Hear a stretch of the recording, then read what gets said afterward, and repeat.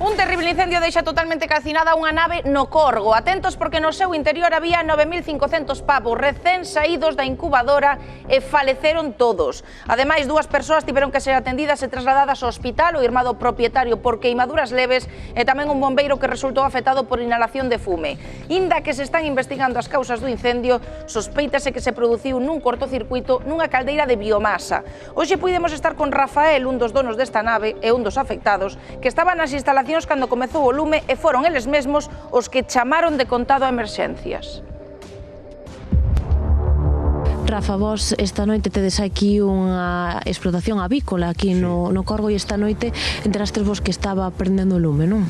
Sí, houve un accidente en cousa de 5 minutos, salimos a encher as caldeiras, as tolvas de biomasa e cando entramos dentro xa estaba ardendo, ás 10 da noite.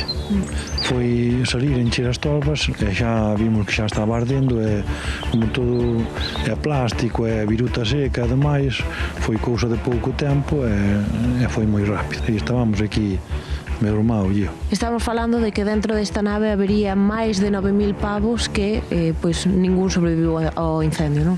Sí, lógicamente xa co propio fume xa se intoxican e xa non sobrevive.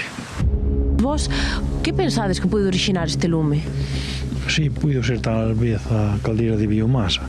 Hai que estar invertindo constantemente e estaba curiosiña e a verdade a pena vela así. A verdade é que se desanimou. Nun principio intentei sofocar o lume, pero o propio fume intoxicábame e non conseguí, claro, lógicamente. Foi unha pena non intentar apagalo antes para que non houbera tantos destrozos. De feito, vense paredes xa tiradas no suelo, agrietadas, rotas, que houve moito calor e lógicamente o cemento sufriu. Rafa, imagino que de momento ainda non vos deu tempo moito a calcular a canto poden ascender as perdas, pero máis ou menos de canto poderíamos estar falando?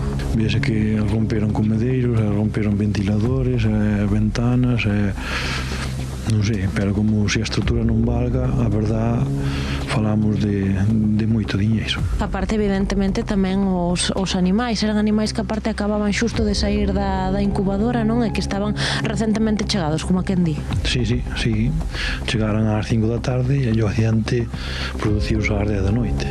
Precisamente esta caldeira o que serve é para dar calor, non? Sí, lógicamente bota aire quente ao largo da nave mediante unhas trampillas, gradúase para poñer os animales os primeiros días a 35, 36 grados.